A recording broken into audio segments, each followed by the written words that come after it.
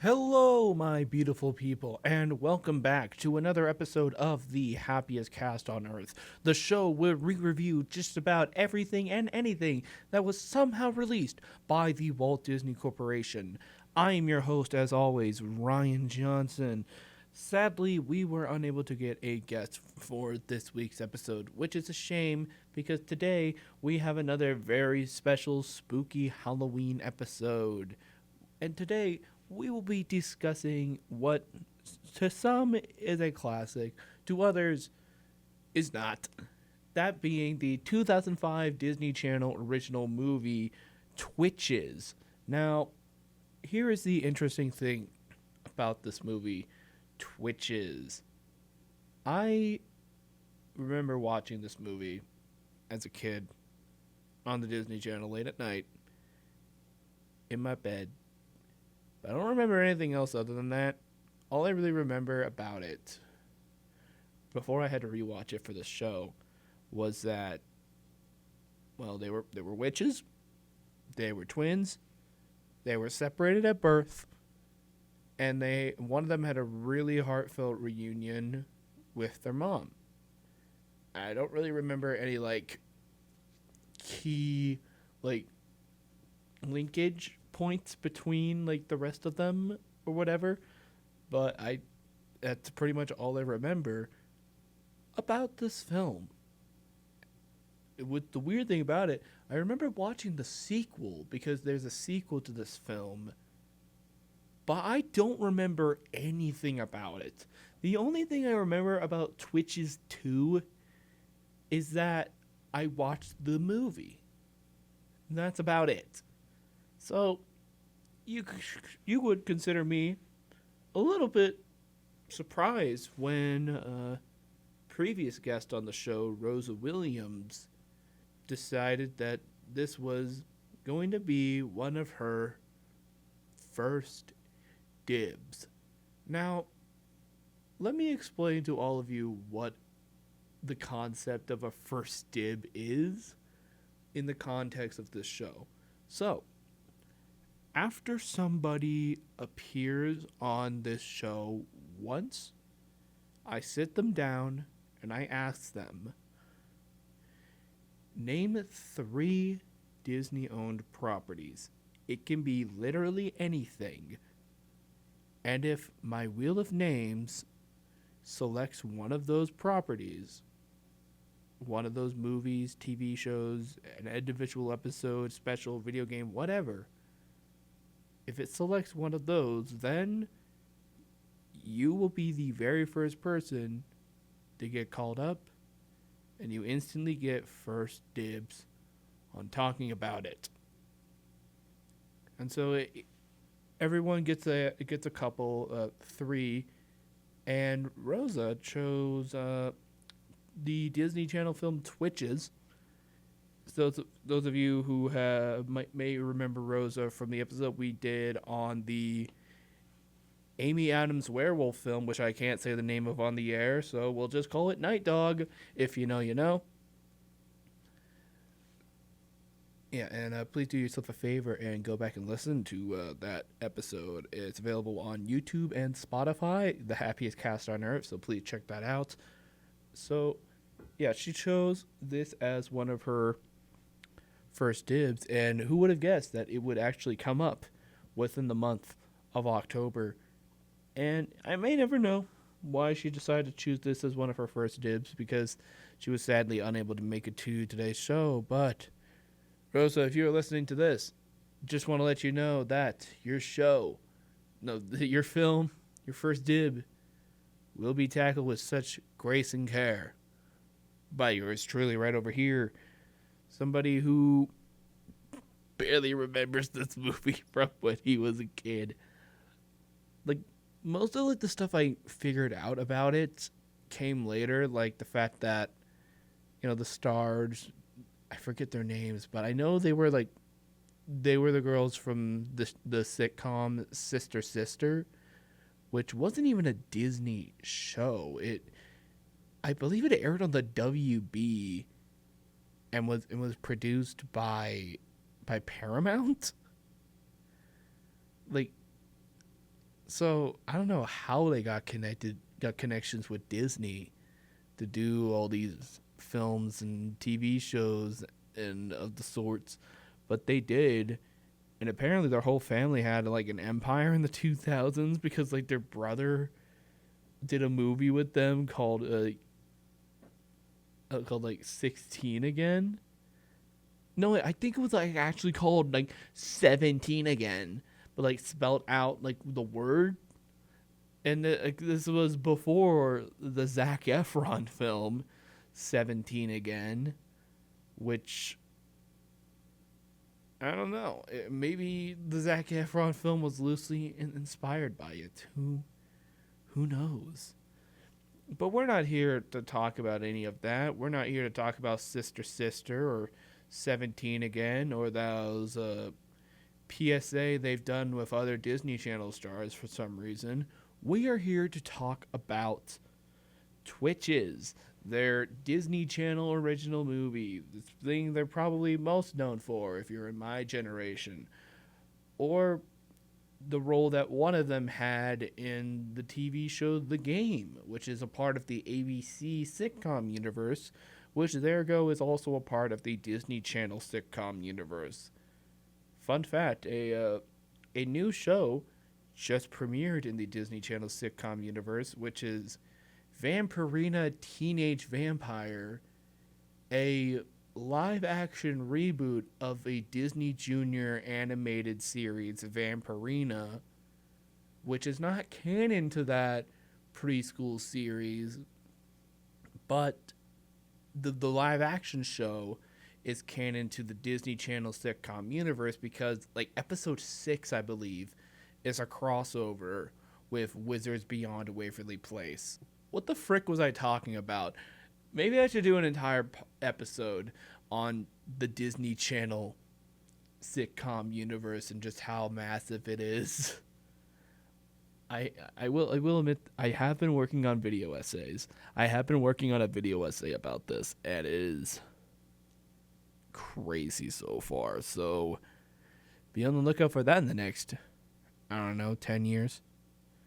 But with all that out of the way, and I do mean all of that out of the way, we're going to go ahead and take a quick little break. So stay tuned, because when we come back, we will discuss the plot and characters of the Disney Channel original movie, Twitches, right here on the Happiest Cast on Earth. Have you been feeling sad, lonely, or overly stressed out lately? As students with extremely busy lives, it's easy to fall to the everyday grind and find ourselves feeling down. But wait, there's a fix to that. Concord offers free one-on-one counseling to all part-time and full-time students. Counseling is completely confidential, completely voluntary, and completely helpful. To make an appointment with a licensed counselor, just log on to concordcounselingcenter.youcanbook.me and schedule a time that is convenient for you. The Counseling Center is located at the Athens campus on the 3rd floor of the Student Center in rooms 321 through 325. If you don't feel your best, you can't do your best. So start by making an appointment today to start feeling like the best you possible. This has been a public service announcement brought to you by WVCU. The Smoke Show with Ian Joel. Smooth and shrimps, well-rounded Wednesdays are back. The DJ Daisy Show. Getting it done with Gabe Dunn? WVCU Mountain Line Radio has a lot of shows. To keep track of them all, head to our Facebook page at WVCU Radio or check us out on Twitter at WVCU Concord for a schedule of this semester's programming. Alrighty, welcome back to the show. So, let's go ahead and talk about Twitches. So, you know you got a film special when it opens with pointless narration. Yes, this is a Disney Channel original movie staple, especially during the 2000s, where a movie will open with narration, and narration is just completely gone for the rest of the film. Like, not even at the end for a little bookend. There's narration at the beginning because something went wrong in post and they needed narration to explain everything. Either that, or they think that the audience is stupid. I believe that this is the former, because for the most part, they tend to, I don't know, respect their audience. So it's a little funny that this film thinks that it needs narration at the beginning. So it opens with these babies, these twin babies that have these magical abilities, and they're only a day old, and they have to like defeat the darkness. Like, this darkness is trying to like take them over. It's literally called the darkness, and their dad like dies trying to protect them, and so they're placed in the care of these magical advisors, this magical couple, and they place these babies in another dimension, our world, and it's where they're going to be safe and sound, away from the darkness, away from their mother, and even away from each other. So like 21 years later, the babies are now grown up, and they grew completely different lives socially. One of them's name is Cameron. She grew up very privileged. Her parents are very upper class. It's never really explained what her parents do, or how they have all this money, or why they live in such a nice house in such a secluded neighborhood with all these servants and a swimming pool, and she has 2 closets in her bedroom, or like it's never really explained. Like, what do they do? Like, it doesn't. Like, what does her parents do for a living? Like, I don't know. I feel like just like, I don't need like a whole backstory. I think just like, I don't know, a sentence passing, be like, oh, your dad's late for his business job or whatever. Business job. It just, I don't know.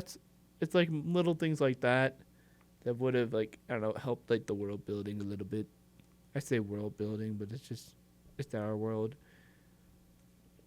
On the flip side, there's this other girl, Alex, her twin sister, who had a completely different upbringing. She was raised by her mother exclusively, and here's a shocker. I am sure that you have never seen this before in a Disney movie.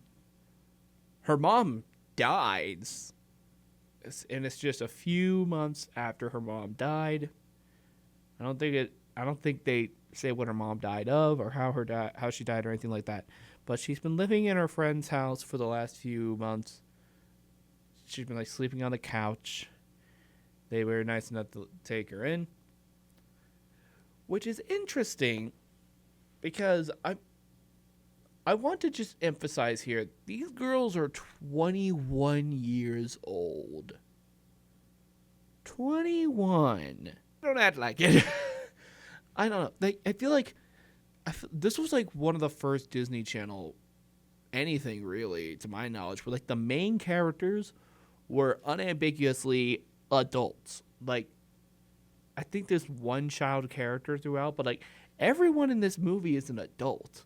Like, these 2 girls are adults. They still act like they were in high school. And I feel like that's excusable if you're like going into college, but like, I'm 21.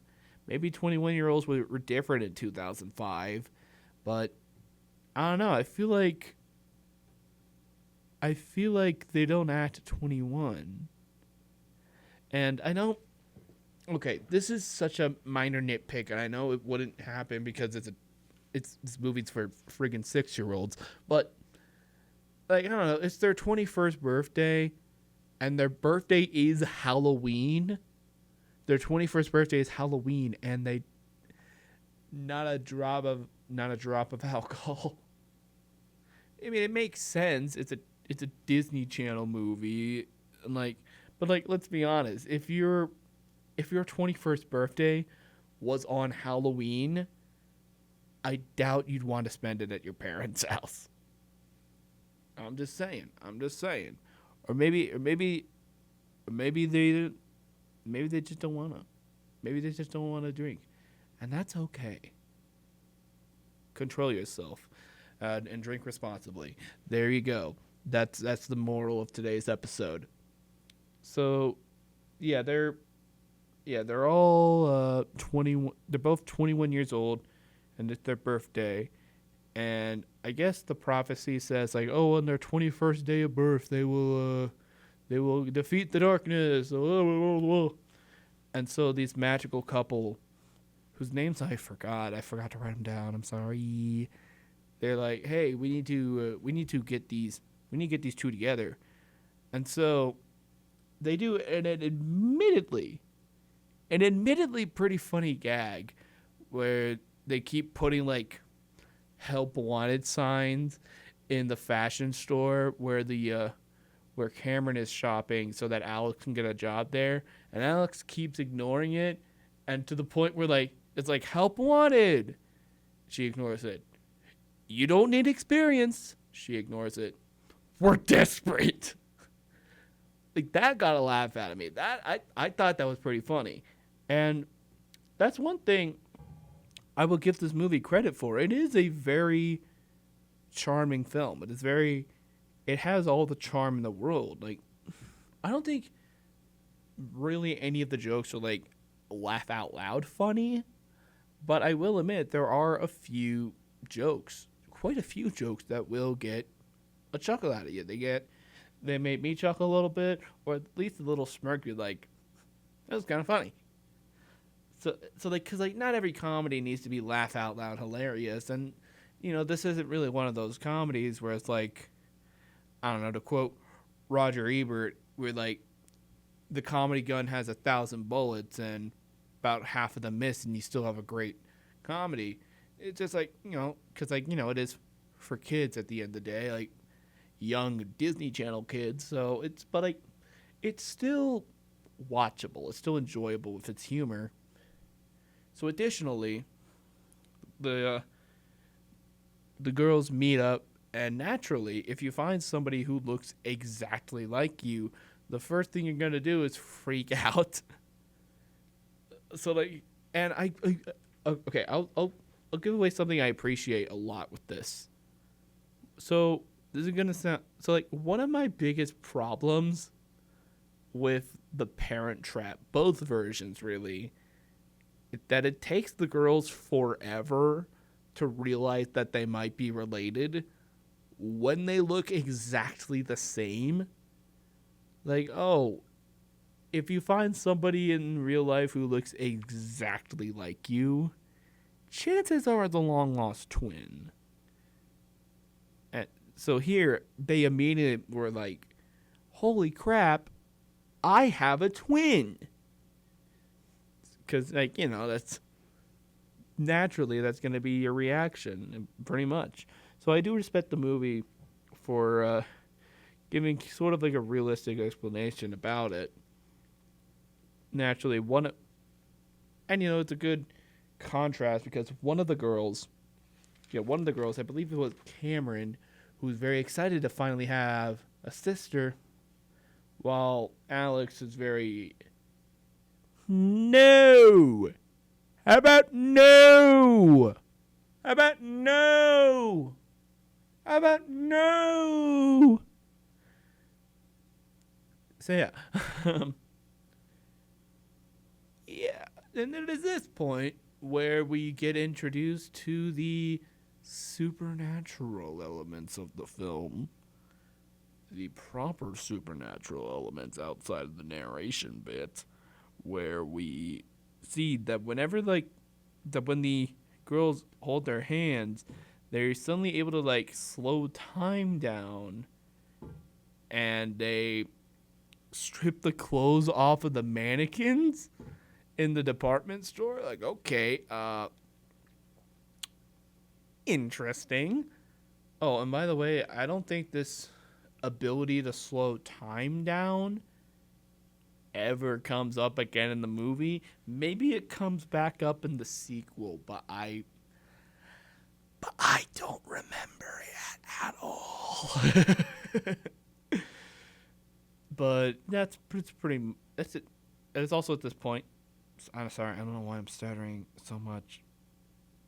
Also at this point is when we get reintroduced to their mom, and their mom is like this it's like this queen, I'm pretty sure, and she has this lover who was the brother of her dead husband, and sweet baby corn, he is the most obvious twist villains that I have seen in a while, because you get just one look at this guy.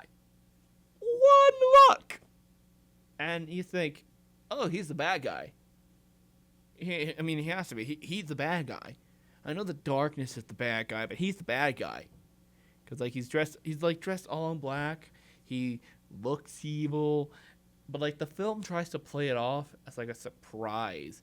Like when his face is shown in a drawing, and we'll come back to the drawings later, of him inside the darkness, that's played as like a surprise.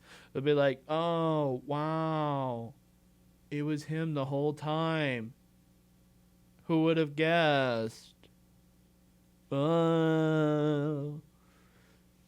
So I will admit, like the twist is very dumb and lazy.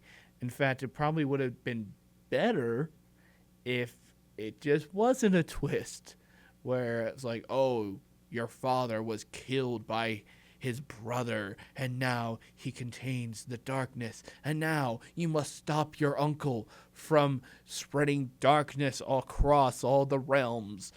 Like, that would be epic for a Disney Channel original movie. But, we gotta include the stupid twist villain, and keep in mind, this was like 10 years before Disney got obsessed with using twist villains for a while. Like from 2012 to like 2018, it'd be hard to find a Disney movie that didn't have a twist villain, or a really bad twist villain. I think probably the best time Disney's ever used like a twist villain was King Candy, because like it's not really a twist. Like, you kind of get the idea from the get-go that King Candy is not a good guy, because he's not a bad, because like you get the idea that like he's the bad guy immediately. The real twist with him is that he was Turbo the entire time. Sorry, spoilers for a 13-year-old movie. But back on the Twitches, I'd probably be more forgiving of this if the uncle was an actually interesting bad guy, but he's really not. It doesn't help by the fact that his actor just does not deliver a good performance at all. I really thought that his performance was very underwhelming and very flat and bland. He underperforms everything, which is a weird outlier, because the acting in this film is pretty good for a Disney Channel movie all around, which, guys, we will continue talking about the acting in this film in just a short moment, right after this break. So please stay tuned for that. Winter means more chances to be stranded in a snowbank. The DMV wants you to be sure to have an emergency kit in your vehicle. To start, be sure to have a spare tire with you and tools needed to change it out. Here are a few items to help you survive. Flares, a blanket, boots, radio, emergency oil, washer fluid, coolant, and a flashlight. WVCU wants you to be ready for whatever this season brings your way. Wake up, listener. It's time to stop driving drowsy and face the facts. Drowsy driving is the cause of more than 300,000 car accidents a year in the U.S., according to the AAA Foundation for Traffic Safety. You wouldn't drive drunk, so don't drive drowsy. This message was brought to you by your non-drowsy friends at WVCU Mountain Line Radio. Alrighty, welcome back to the show. Okay, so when we left off, we were talking about the poor performance of the bad guy. But I will admit, this movie is filled with plenty of good performances from the cast. Like, especially the performances of our titular Twitches, which makes complete sense. I mean, in real life, they were, of course, twin sisters. So naturally, they're going to bounce off each other really well. They're going to have good chemistry. If I could get a little nitpicky, just a little bit. This entire film takes place over one day. All of it happens in like just the one day, and that's their birthday on Halloween. And it's the day they met. I do think that with the way that they perform, I buy the fact that like they would like bond over the course of the day, and by the end of the day, they're like, I like you. You're my sister now. But you know, like even like just a scene or two later, they're still like they act like sisters, which is, I think even like some of the characters address this, where like it's a crazy given how they like literally met today. They met each other not even an hour ago, which okay, it's kind of fine because like I understand the process being like, I don't know, I mean these actresses are real sisters, but I feel like they took that chemistry that they built up, both growing up together and acting alongside each other for about a decade at this point, and they kind of like misplaced it here where they're supposed to have like just met each other. In some scenes it works where they're like specifically like supposed to be bonding, but like in the other scenes, they, you know, they've acted like they've known each other their whole lives, which they haven't in universe. But you know, that's just a minor nitpick, and I doubt most people would even care or even notice. But that's really my only problems with their performances in general. Oh, and also some of the chants they do are kind of cringe. Like, go Twitches, it's our birthday. Like, okay. Thank you for being exactly the type of movie that I didn't want to see for a brief second. Thank you very much for that squealing. But you know, all the other actors outside of the main bad guy give a pretty decent performance. This magical couple that keep bickering at each other. They get a lot of funny reactions, and you know, they have a good chemistry with each other, which makes sense because they're supposed to have been married, or at least together, for decades. I think that the parents Cameron's parents, I think, are actually, oh, excuse me. I think they actually do pretty well, even if the dad doesn't really have a whole lot of story purposes. Their biological mother also gets a really charismatic performance. Yeah, really the only bad performances are two. One, I just mentioned it with the uncle. The other, I think, I really didn't like the performance of the white friend. Like the white friend that Alex has, who she lives with.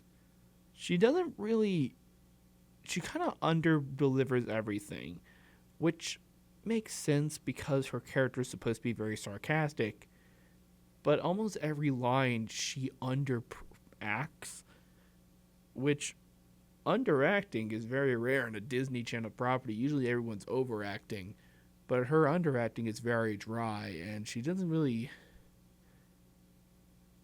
She sucks, basically.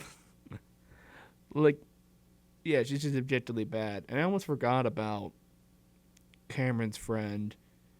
I think she just kind of leaves when Cameron leaves her own party at the tail end of the film.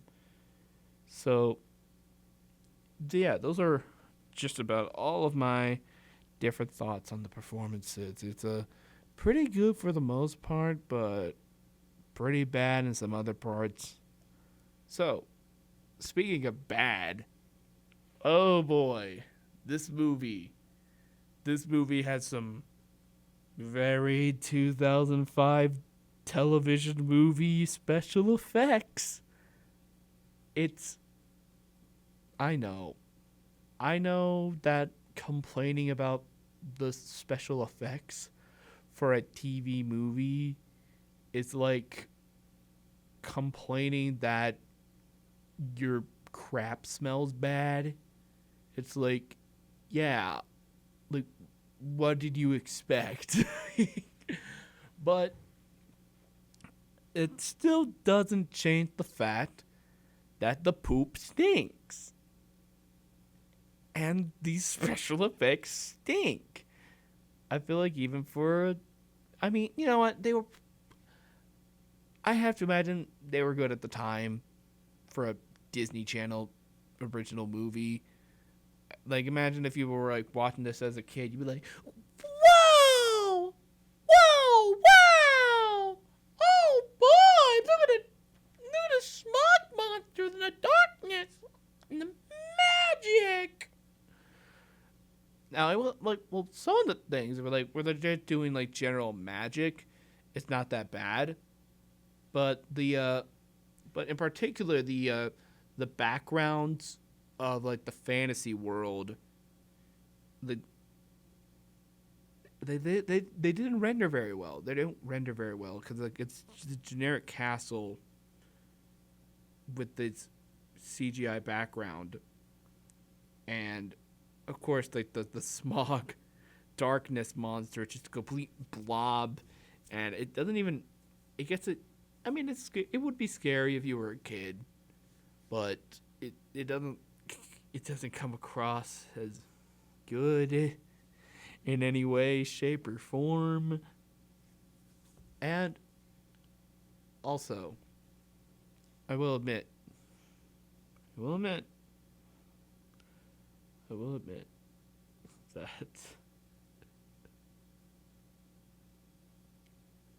I was not a fan of the fantasy world. I have to admit, I was very underwhelmed. There was one scene in the fantasy world that looked straight out of Labyrinth. It looked almost exactly like the world in Jim Henson's Labyrinth. Like, I was always like, did I change the channel?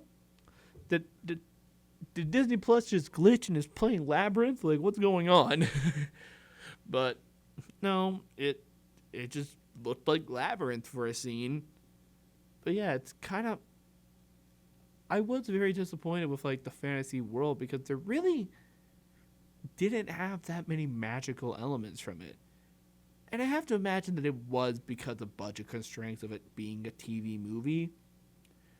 But all we really saw was the castle, which, can I just say, looked better than the castle set in Once Upon a Time. But, like, all we saw was, like, the castle, and outside of the castle, we don't really get to see this magical world and, like, how much does it actually differ from, like, the other dimension. Because, like, I almost thought that, like, there really isn't a point to them being different universes. And there really is a point because, like, oh, they need to hide the babies so that the darkness doesn't get them. So they got to go to another dimension where the darkness doesn't work as good. So, but like, I don't know, they don't do a huge job. They don't really do that big of a difference in between the two worlds to really justify them being different dimensions. Like, I feel like Thomas and the Magic Railroad did a better job at justifying the difference in dimensions than this film did. Because, like, and I know that sounds crazy, but, like, really think about it. All of that stuff in the magical world of... Rick, what's the name of it again? The magical world of Coventry. Yeah, Coventry is the name of the world. All that stuff in there, like, that exists. That can exist, like, in the real world. The only thing magical about it is the darkness and those witches. Like, compare that to, like, Narnia. Narnia is super different compared to, like, what we have in the real world. Hogwarts in the Wizarding World is super different to what we have in the real world. Like, the Boiling Isles is super different, but then again, that has the advantage of being animated, and this doesn't. I don't know. It's... Most of my complaints with this movie are just nitpicks, and that's one of them. And nitpicks that can be answered for the fact that it's a TV movie. You're going to have to get what you get. Budgetary constraints. So, with all that keep put in mind, I will admit, the movie that we got is actually a lot of fun. Yeah, I was pleasantly surprised to figure out that this movie I barely remember from a kid actually holds up decently well. Am I going to watch it every single Halloween? Probably not.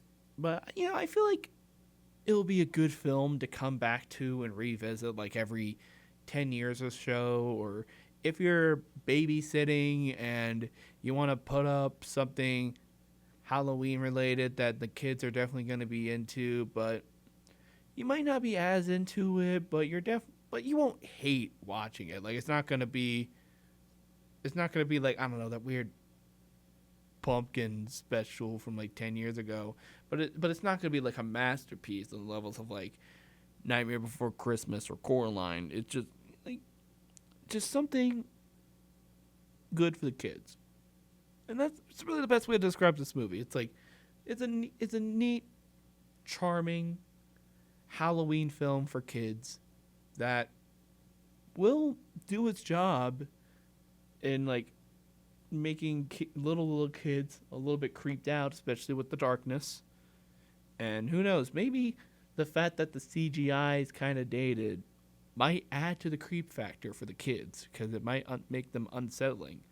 Because, I mean, you guys know that, I mean, we all know those people that have watched stop-motion animated horror films and were creeped out just by how janky some of the characters move. So they were... not even like the intentional horror elements of them disturbed them. So yeah, Twitches. I really enjoyed it, and if I were to give the film a rating, you know what? I'd give it a 3. Yeah, 3 out of 5. It was a very enjoyable family supernatural Halloween film. But anyway, guys, that will be it for this week's episode of the Happiest Cast on Earth. What do you guys think of the Disney Channel film Twitches? Please let me know. And also, please be sure to join us next week, where we will be talking about the Miramax film Dracula 2000. This is going to be a big episode because it will be dropping the day before Halloween Mischief Night, so don't you dare miss that episode. It's going to be a big one.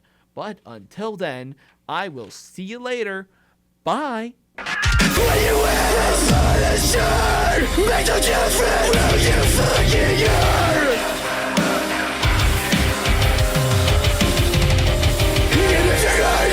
Jeffrey,